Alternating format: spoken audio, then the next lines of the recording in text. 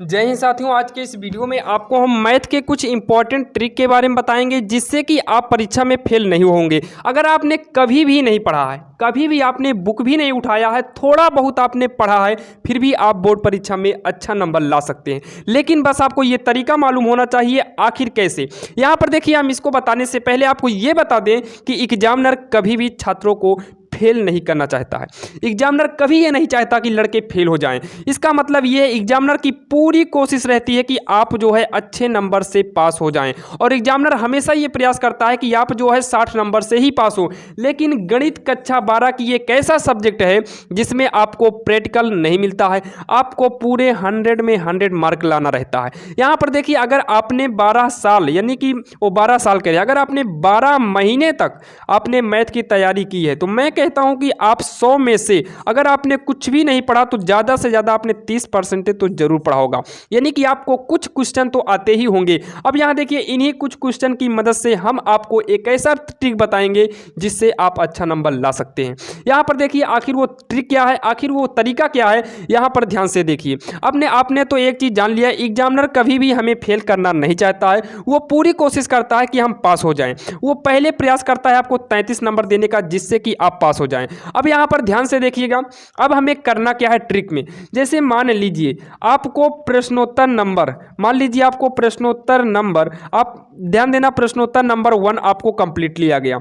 मान लीजिए आपने प्रश्नोत्तर संख्या का 2 भी कर लिया, प्रश्नोत्तर नंबर का आपने मान लो 2 भी कंप्लीट कर लिया, और मान लीजिए आपको प्रश्नोत्तर संख्या 3 नहीं आता है, प्रश्नोत्तर नंबर 3 नहीं आता, ये आ गया और 3 नहीं आता है। अब यहाँ पर मान लीजिए 3 आपको नहीं आता है या फिर आपको थोड़ा सा आता है, यानी कि कोई लॉन्ग सवाल दी गई है, क्योंकि इंटर है, इंटर में सारी सवालें लंबी होती हैं, क्योंकि जैसे जैसे आपका नंबर बढ़ता जाएगा वैसे वैसे आपकी सवालें भी बढ़ती जाएंगी।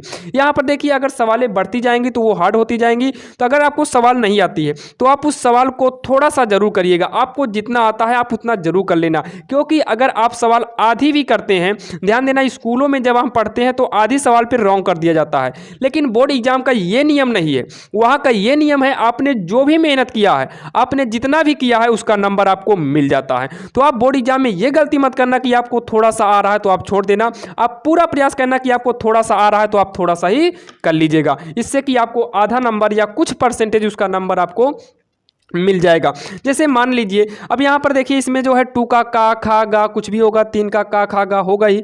मान लीजिए बाई चांस आपको प्रश्नोत्तर नंबर, मान लीजिए आपको प्रश्नोत्तर नंबर, क्योंकि आप प्रश्नोत्तर नंबर डालेंगे ही, सवाल को वहाँ नोट करना नहीं है, आपने प्रश्नोत्तर नंबर डाला और मान लीजिए आप 4 का कर डाले, खा कर डाले, मान लीजिए 4 के गा पर आप अटक गए और ये बिल्कुल भी आपको नहीं आता है, आप इसमें थोड़ा भी नहीं कर पाएंगे। तो यहाँ पर ध्यान से देखिएगा, आपको यहाँ पर नियम क्या करना है, पहले आप इसके जस्ट आगे जाइए।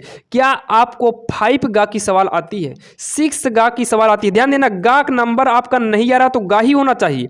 5 की गा आपको आती है, या फिर 6 की गा आपको आती है, 7 की गा आपको आती है, उसके बाद 3 गा की आती है, 4 गा है तो आप 4 को छोड़कर 3 2 गा, जिसमें से इसमें से कोई भी आपको सवाल आती हो तो आप उस सवाल को उठाकर इसके स्थान पे नोट कर देना, आपको पूरा नंबर मिल जाएगा, इसमें कोई भी कटौती नहीं होगी। अब यहाँ कहेंगे एग्जामिनर तो बेवकूफ़ नहीं है, एग्जामिनर बेवकूफ़ नहीं है, लेकिन जब वो कॉपी चेक करता है तो वो अपने सामने क्या कहते हैं, पेपर को नहीं लेता है, पेपर उसके सामने रखा होता है, वो पेपर को ध्यान नहीं देता है। हम लोग भी एक टीचर हैं, हम भी यही काम करते हैं।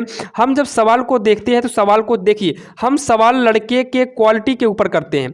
जो लड़का सवाल, देखिए आप ही ABCD या कुछ भी आप जो है ABCD से मान लीजिए कोई मीनिंग बनाई गई है, आपके सामने मीनिंग लग दी गई है, मान लो आपको मीनिंग नहीं आती है, लेकिन आप मीनिंग को अगर उच्चारण सही निकल रहा है तो आप समझ जाएंगे कि ये मीनिंग सही है। सेम वैसे एग्जामिनर करता है, आपने अगर सवाल को लगाया है तो वो उसके नियम को देखता है, अगर उसके नियम सही होते हैं तो एग्जामिनर आपको पूरा नंबर दे देता है। तो ध्यान देना, इस तरीके से आप अच्छा नंबर ला सकते हैं। इस तरीके से जितने भी छूटेंगे, जैसे मान लीजिए आपका 4 का नहीं आ रहा है तो आप 4 को छोड़कर 2 3 4 5 6 7 में कोई भी 2 का गा, 3 का गा, 4 का 5 का गा, 6 का गा, यानी कि का है तो का हेरना और गा है तो गा हेरना। 4 का नहीं आ रहा है तो 2 का हेर लेना, 3 का, जो भी आपको सवाल आएगी वही सवाल आप नोट कर लेना। लेकिन यहाँ पर एक चीज का आप विशेष ध्यान दीजिएगा, वो क्या है, ध्यान से देखिएगा।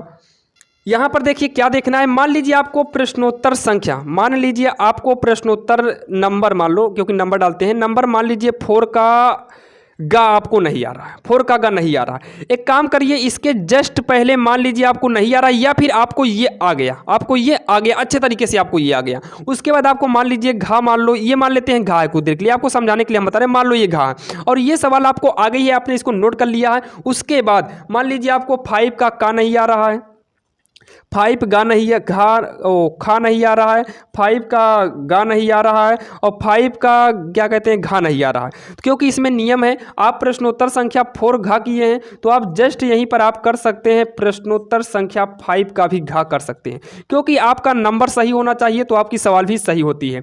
अब यहाँ पर ध्यान दीजिए, आप ये कभी गलती मत करना कि यहाँ पर आपने 4 घा डाल दिया है और जस्ट उसके बाद यहाँ पर 5 घा डाल दीजिए और आपको सवाल ना आती हो तो आप यही वाला नोट कर लेना, क्योंकि आपको ये बता दिए हैं कि आप 4 घा है और अगर 5 घा नहीं आ रहा है तो आप 4 घा लिख सकते हैं। लेकिन ध्यान देना, दोनों सवाल साथ साथ में नहीं होनी चाहिए। अगर आपने इसे किया तो इसके 1-2 सवाल के बाद ही ये नियम फॉलो करना।